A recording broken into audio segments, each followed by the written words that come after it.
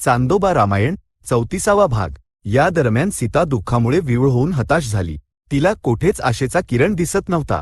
रावण किंवा राक्षसी स्त्रिया आपल्याला नक्कीच ठार मारतील आणि आपण रामाची इतका काळ वाट पाहिली ती निष्फळ ठरली असे तिला वाटले। तोंड सुकू लागल्याने ती शिंशपा वृक्षाखाली गेली आणि आत्महत्येचा विचार करत तिने स्वतःची वेणी गळ्याभोवती गुंडाळली। तितक्यात तिला शुभशकुन झाले। तिचा डावा डोळा जोरात उडाला, डावा खांदा उडाला, डावी मांडी उडाली। हे शुभशकुन पाहून तिला जणू नवीन प्राण मिळाल्यासारखे वाटले।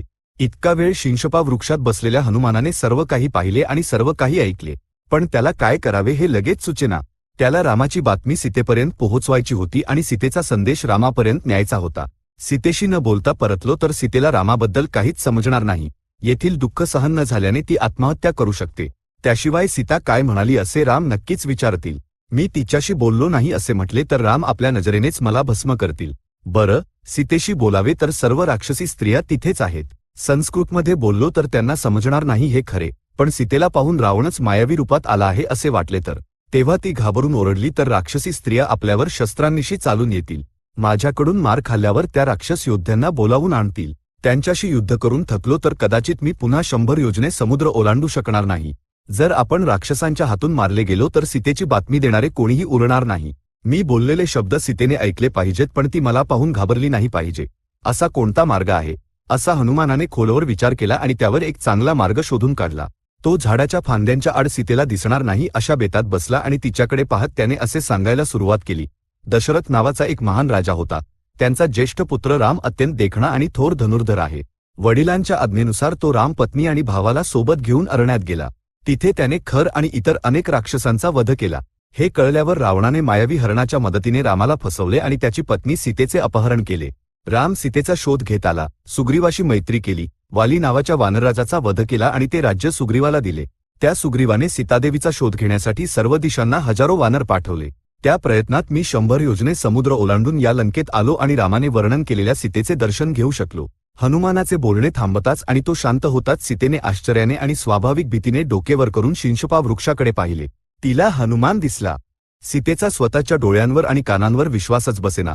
आपण स्वप्न पाहत आहोत आणि स्वप्नात माकड दिसणे फार वाईट असते असे वाटून ती घाबरली। नंतर आपण स्वप्न पाहत नसून आपल्याला भास होत आहेत असे तिला वाटले। या दरम्यान हनुमान झाडावरून खाली उतरला आणि काही अंतरावर उभे राहून नमस्कार करत म्हणाला, आई, जीर्ण झालेले रेशमी वस्त्र नेसून झाडाची फांदी धरून उभी आहेस, तू कोण आहेस? तू कोणत्या वंशाची किंवा गणाची आहेस? तुला पाहून एखादी देवता असल्यासारखे वाटते। तुझे वडील कोण? पती कोण? तू मोठ्या दुःखात आहेस, तुझे कोणी नातेवाईक वारले आहेत का? जनस्थानातून रावणाने पळवून आणलेली सीता तूच असशील तर ते लगेच सांग। सीतेने हनुमानाकडे पाहून म्हटले, मी दशरथाची सून, जनकाची कन्या आणि रामाची पत्नी आहे। माझे नाव सीता आहे। मी सासरी आल्यावर 13व्या वर्षी माझ्या पतीचा राज्याभिषेक होणार होता। तेव्हा दशरथाची पत्नी कैकेयी हिने रामाला राज्याभिषेक केला तर आपण प्राणत्याग करू असे म्हटले आणि रामाला वनवासात पाठवण्याची मागणी केली। वडिलांच्या विनंतीवरून रामाने आपल्याला मिळणारे राज्य पुन्हा वडिलांनाच दिले। तो वल्कल वस्त्रे नेसून वनवासात जात असताना त्याने मला आपली आई कौसलेपाशी राहण्यास सांगितले। मी रामाला सोडून राहू शकत नव्हते म्हणून त्याच्यासोबत निघाले।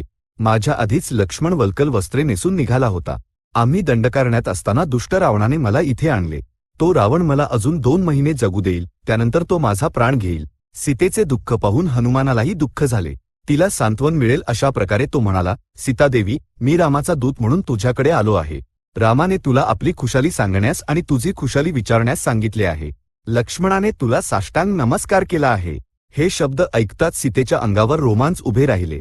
माणूस जिवंत असला पाहिजे कारण 100 वर्षांनी का होईना आनंद मिळतो असे म्हणतात, ते माझ्या बाबतीत खरे ठरले असे ती म्हणाली। सीतेचा आपल्यावर विश्वास बसला आहे असे वाटून हनुमान तिच्या जवळ गेला। ते पाहून सीतेला शंका आली की रावणच वानर रूपात आला आहे आणि त्याच्याशी आपण जवळकीने बोललो या भीतीने ती अशोक वृक्षाची फांदी सोडून जमिनीवर बसली। नमस्कार करणाऱ्या हनुमानाचा चेहरा पाहण्याचे धाडस देखील तिच्यात उरले नाही। ती हनुमानाला म्हणाली, तू नक्कीच रावण आहेस। आता या माकडाच्या रूपात आला आहेस, त्या दिवशी संन्याशाच्या रूपात आला होतास। मी आधीच दुःख आणि उपवासाने खंगले आहे। मला असे अजून का त्रास देत आहेस? हे तुला शोभत नाही। जर तू खरोखर रामदूत असशील तर रामाच्या गुणांचे वर्णन कर। राम, लक्ष्मणांची चिन्हे सांग। रामाशी तुझा संबंध कधी आला? तू राम, लक्ष्मणांना कसे ओळखतोस? मनुष्य आणि वानरांची मैत्री कशी जमली? हनुमानाने रामाच्या गुणांचे वर्णन केले। त्याने रामाचे नखाशिखांत वर्णन केले। सीतापहरणानंतर राम लक्ष्मण ऋषमुख पर्वताच्या परिसरात आल्यापासून तो लंकेत येईपर्यंत घडलेले सर्व काही त्याने सीतेला सविस्तर सांगितले. आपण हनुमान आहोत आणि सुग्रीवाचा मंत्री आहोत असे सांगून त्याने रामाने दिलेली अंगठी सीतेच्या हातात दिली. सीतेचा हनुमानावर विश्वास बसला. तिचा चेहरा फुलला. तिने आंजनेयाची प्रशंसा करत तो सामान्य वानर नसून त्याच्याकडे मोठी शक्ती आणि सामर्थ्य असल्यामुळेच तो समुद्र ओलांडू शकला आणि रावण देखील त्याचे काही करू शकला नाही असे म्हटले. तेव्हाच रावण युद्धात मारला जाईल आणि राम येऊन आपले रक्षण करतील. अयोध्येहून भरत देखील वानर सेनेच्या मदतीसाठी एक अक्षौहिणी सेना पाठवेल आणि राम लक्ष्मण आपल्या परिवारासह येऊन रावणाचा वध करतील अशी स्वप्ने ती पाहू लागली. राम आपल्याला घेऊन जातील की नाही अशी शंकाही तिला आली. जर नेले नाही तर तिने प्राणत्याग करण्याचा निश्चय केला. राम नेहमी सीतेचेच स्मरण करत असतात आणि ती गेल्यापासून त्यांनी मांसाहार आणि मद्यपान देखील सोडून दिले आहे आणि सीता इथे आहे हे समजताच ते लगेच येतील असे हनुमानाने सांगितले. रावणाने दिलेल्या 1 वर्षाच्या मुदतीतले 10 महिने उलटून गेले आहेत आणि उरलेल्या 2 महिन्यांत रामाला येण्यास सांग असे सीता हनुमानाला म्हणाली. तिने हनुमानाला अजून एक महत्त्वाची गोष्ट सांगितली. लंकेत सीतेची बाजू घेणारे देखील आहेत. त्यांच्यात बिभीषण, त्याची पत्नी, त्याची मोठी मुलगी नला आणि अविंध्य नावाचा एक राक्षस आहे. हनुमान सीतेला म्हणाला, आई, तुला आता एक क्षणही दुःख करण्याची गरज नाही. माझ्या पाठीवर बस, मी एका क्षणात समुद्र ओलांडून नेईन. हनुमान लहान रूपात असल्याचे पाहून सीतेचा त्याच्या शब्दांवर विश्वास बसेना आणि ती म्हणाली, तू काय? मला पाठीवर बसवून समुद्र ओलांडणे काय? शेवटी तू माकड असल्याचे सिद्ध केलेस. हे शब्द ऐकताच हनुमानाला अपमान वाटला. तो सीतेपासून थोडा दूर गेला आणि त्याने आपले शरीर भयानक रीतीने वाढवले. त्याचे शरीर जळत्या विस्तवाप्रमाणे तेजस्वी दिसू लागले. सीतादेवी, तुलाच काय, पण या संपूर्ण लंकेला मुळासकट उपटून मी नेऊ शकतो. त्यामुळे घाबरू नकोस आणि माझ्यासोबत चल असे तो म्हणाला. पण सीतेने हरकत घेतली. तिने सांगितले की पाठीवर बसवून समुद्र ओलांडताना सशस्त्र राक्षस आपल्याला घेरतील आणि आपण घाबरून समुद्रात पडू शकतो, ज्यामुळे आपणा दोघांनाही धोका निर्माण होईल. जर हनुमानाने एकट्याने सर्व राक्षसांना मारले तरी त्यामुळे रामाची अपकीर्ती होईल. त्यामुळे हनुमानाने लगेच परत जाऊन रामाला त्वरित घेऊन येणेच श्रेयस्कर आहे असे ती म्हणाली. हनुमान परपुरुष असल्याने त्याच्या शरीराला स्पर्श करण्यास आपली हरकत असल्याचे सीतेने सूचकपणे सांगितले.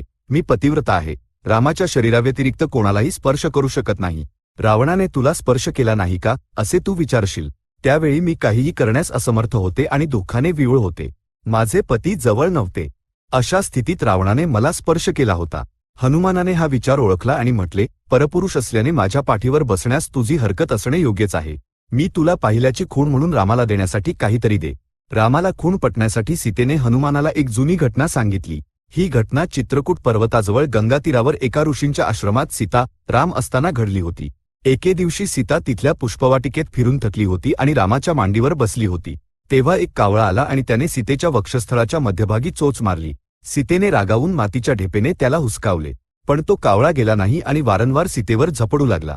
कावळ्यामुळे हैराण झालेल्या सीतेला पाहून रामाने तिची चेष्टा करून तिला राग आणला आणि नंतर तिची समजूत घातली. नंतर सीता रामाच्या मांडीवर डोके ठेवून बराच वेळ झोपली होती. ती जागी झाल्यावर रामाने तिच्या मांडीवर डोके ठेवले आणि तोही झोपला.